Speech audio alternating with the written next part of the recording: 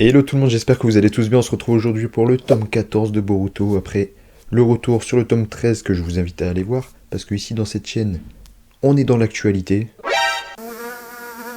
Le tome 14. Bon, ce sera le dernier tome que je vais acheter en format papier, parce qu'après je me tape la liseuse. Je sais, je préfère le manga, mais pour des raisons que j'expliquerai plus tard, je vais devoir continuer sur une liseuse. C'est pas grave, on va continuer à les lire quand même. Où en étions-nous? À la fin du tome 13, Naruto, on avait marre d'Ichiko Tsutsuki. Du coup, Kurama lui dit mais t'es con quoi? Tu sais qu'on a une transformation ultime?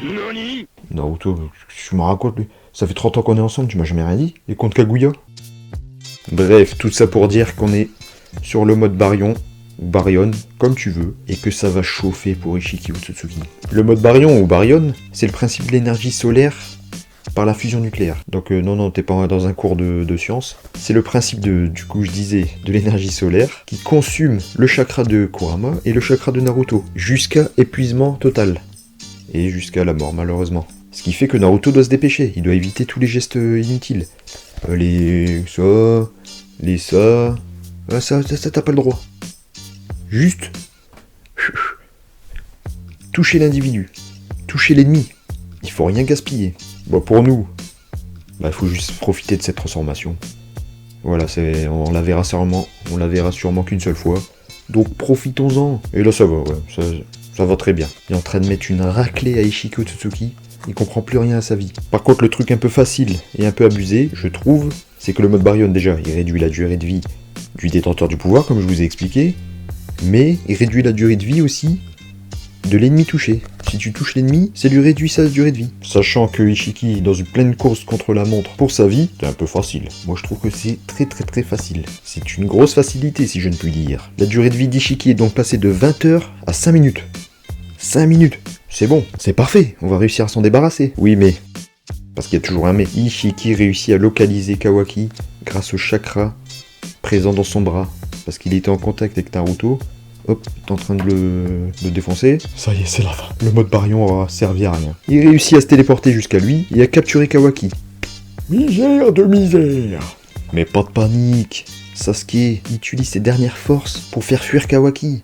C'est bon, on est sauvé, enfin. Ben non, pas enfin. Parce que Ishiki réussit à faire marcher Kawaki. Il dit si tu reviens pas, si tu sors pas de ta cachette, je tue Naruto. Alors, sachant que Kawaki, Naruto, c'est tout ce qu'il y a dans son cerveau, il revient, et en même temps on le comprend. Et voilà, c'est la fin, c'est la cata, c'est la fin du monde. Mais non, je vous fais marcher encore. Attends, Kawaki réussit à berner un Otsutsuki, Ishiki Otsutsuki, grâce à un multiclonage. Ishiki est mort parce qu'il s'est fait berner par un multiclonage. C'est con quand même. Là c'est con pour lui. Et je me dis pourquoi il a pas utilisé son Byakugan? Je sais pas, pour vérifier au cas où tu sais que c'est après ça t'es mort. Bah peut-être qu'il a fait tout ça dans la précipitation. Voilà, il lui restait que quelques secondes, il fallait que je mette mon Kama sur lui. Hélas. Et tant mieux pour Konoha et le monde entier. Il s'est fait berner. Bon peu importe. Ishiki est enfin mort. Ça y est, enfin.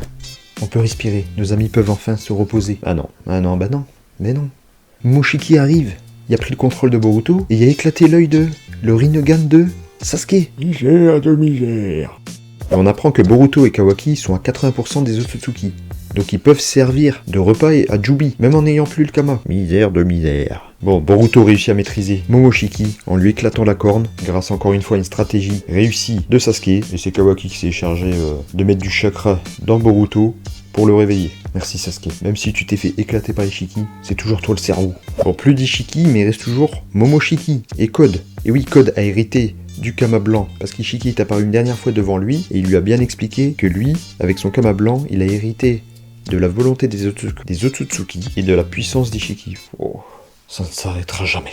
Jamais. Ce tome, le tome 14, il marque le tournant dans Boruto. Naruto n'a plus de Kurama, donc il n'a plus la puissance de Kurama. Il va devoir faire attention. Et Sasuke, il n'a plus le Rinnegan. Le Rinnegan. Voilà, maintenant c'est la vraie passation de pouvoir. Il va falloir que Boruto et Kawaki deviennent plus puissants, et c'est eux qui vont prendre la relève. Enfin, la next generation. Je parle anglais aussi. Et oui les gars, plus de Kurama. Ah ouais, ça va faire bizarre, punaise. On a eu le droit à des adieux assez simples, mais ça me va. Moi ça m'a plu. Il n'y a pas eu d'exagération, de trop de tristesse. Peut-être que dans l'animé, c'est différent. Il y avait peut-être eu la musique un peu triste. Je me souviens plus. Voilà, c'est triste. Mais ça va faire bizarre. Naruto, on l'a toujours connu avec le démon renard. Avec Kurama. Pourquoi je l'appelais démon renard? C'est Kurama, ok? Et puis normalement, quand un réceptacle perd son bijou, et il meurt avec. Mais là, apparemment, avec la technique du Baryon et du Baryon, bah ça marche pas.